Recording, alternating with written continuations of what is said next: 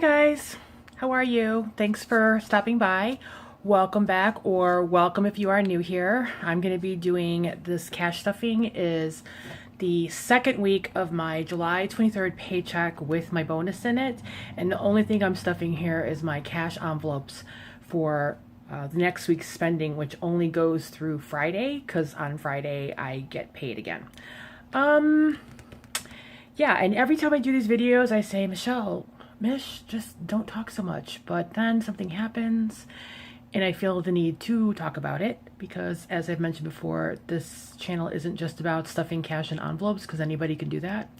It's about changing my mindset around money and spending and my money and my spending, and I document my successes and my failures and my learning through failures. So anyway, let's get started.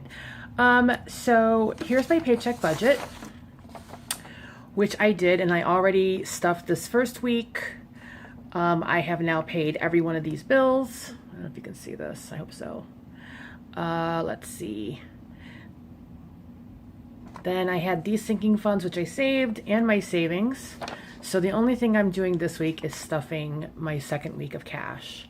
And here's, and this is my August budget, which I have done. I keep wanting to do a budget with me. Typically I do it in handwritten sheets like this. But I gotta tell you, when you're like messing with numbers and going back and forth, Excel really helps. We'll see how that goes. It's another experiment. Anyway, so I'm gonna set up this money. So this week we should be stuffing $180.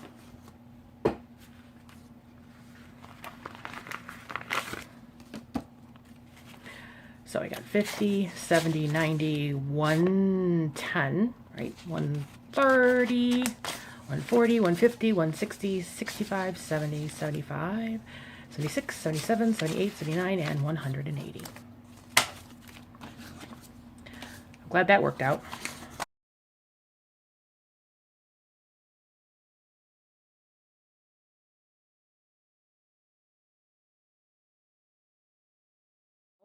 My envelopes this week have almost no money left in them. I have $10 left in beauty because I went and got my hair and my brows done this weekend.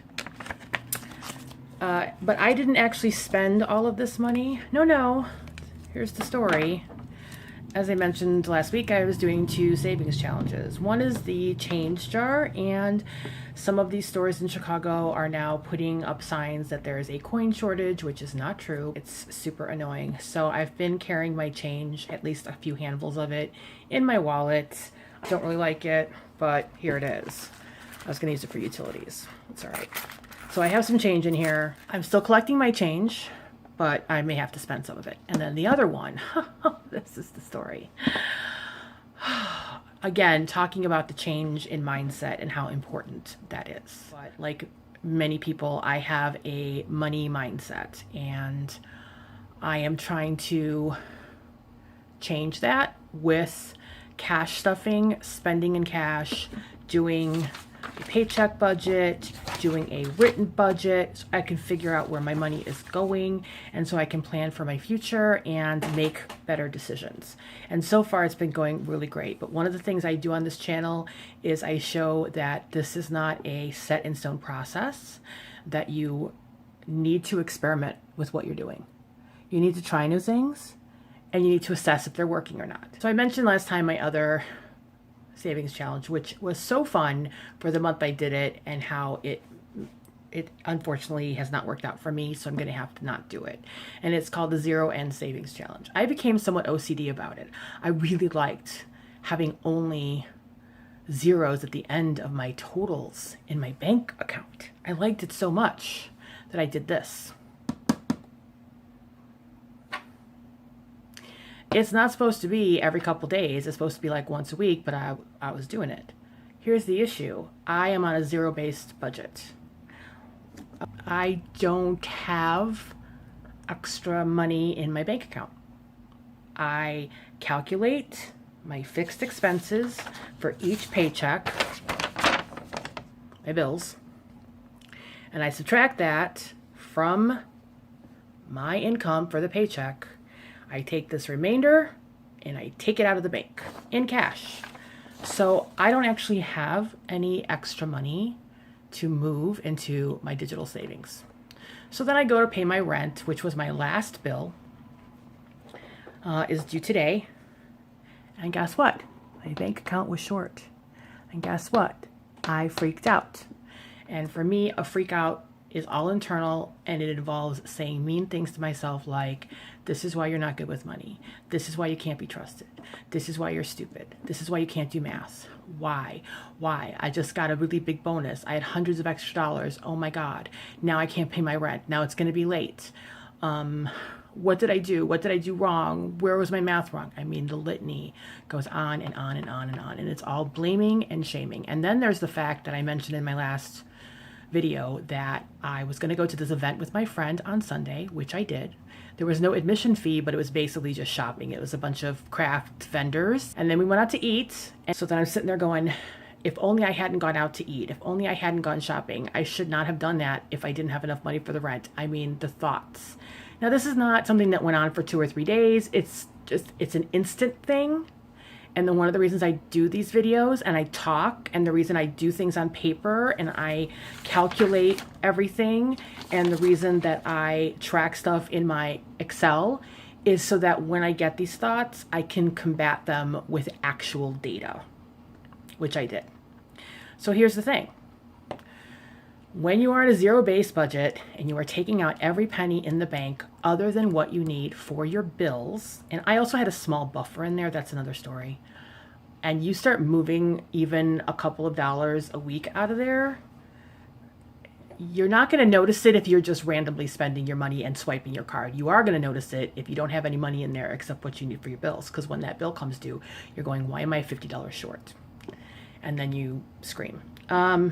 So I think the zero end savings challenge is so much fun, but for me it is a minefield and I just can't do it. Okay, so the other dumb idea was my total idea, and that was the one where I was buying things online. You know, the days are gone where we could pay for everything in cash, because I have literally had since things where I needed to buy one specific thing and you just drive around to all of these different places. 6 stores later, I still can't find what I need. Whereas if I go on Amazon in less than 5 minutes, I find it, you know. So when I buy things that are online, I take the money out, and I mentioned last week, oh, I thought this is a good idea. I'm just gonna not put that cash back in the bank. And then when I go and take out money to cash stuff, I'll take out less cash. Friends, I cannot do this. I thought this was a good idea. It's not. I need that bank balance to be exactly reflective of my bills that are coming in. I might need to take the money back the same instant that I spend it, but within 24 hours, maybe 48, I'm going to be driving to the ATM with that money and dropping it off, because otherwise my mental gymnastics finds a loophole, and I conveniently forget that I spent that money, and I'm not really thinking about it, and I can't do that. I have to pay attention. So those are 2 things. So sorry to go on and on, but honestly, the biggest thing for me was the mindset where I'm blaming myself. My landlord is great. I could have easily written him the check on Friday and just handed it over, which is my next payday, and I thought, no, I don't want to do that. I literally went online to my bank. I transferred money to cover the rent and this outstanding check that's out there out of the savings. Then I wrote the check. I did not write the check before I had the money in the bank, and then I walked it over there. These are the habits that I want to have, and this is the mindset I want to have. So thank you for listening. If you're going through that kind of thing too, and you stumble and you trip and you hit these potholes, it's completely normal. You have to have the data. You have to have the written budget. You have to have your receipts. You have to write down what you're spending. And if you spend something online, you definitely need to be writing that down and tracking it, so that if something comes up, you're not berating yourself like I would, or ignoring it, and a small problem snowballs. Anyway, thanks for listening. So here's my money out of my bank. Here's my empty envelopes. And the reason that they are empty is because I went to the bank, to the ATM, before I wrote my rent check, before I did anything else, and I took out every penny that was in these envelopes and I stuck it back in the bank. It just, you know, it's fine. It was all extra money and I'm good because I have money for next week. So first thing we're going to do is groceries, and groceries is getting $80 this week. Thanks for listening. I mean, I really needed to like talk about that. And not saying that these other plans wouldn't work for you. Everyone's situation is different, but I'm just explaining how mentally it kind of messed me up. So groceries has got $80. That will be more than enough because guess what I did tonight? I went and I bought groceries before I went to the ATM. So I'm good. Stock room, unfortunately, is only getting 10. And I may need more than this, honestly. Because I have a few things I need to buy. But what can you do? Stock room. And then the next one is gas or car. I did put the $10 I had left in there in the tank. It's still not full. So we're going to see if we can build this up and then fill it up once. Also, I'm going to need to replace one of my tires. So that's my car maintenance fund. Yay. Personal spending. Again, I'm still going to do the $50. But this is not just, let's see, 1, 2, 3, 4, 5. No, I don't want to do that. Here we go. This is going to be my backup. If I have to go and buy toilet paper and some other stuff for the house and $10 doesn't cut it, it's going to come out of this. So that's fine. Spending is getting 50. This isn't just like run around money. It's, you know, for anything unbudgeted. Giving is still getting $5. 1, 2, 3, 4, and 5. And then, you know, beauty I really depleted because I went to the salon. So I am going to put the whole 25 in there for the next time I get my nails done.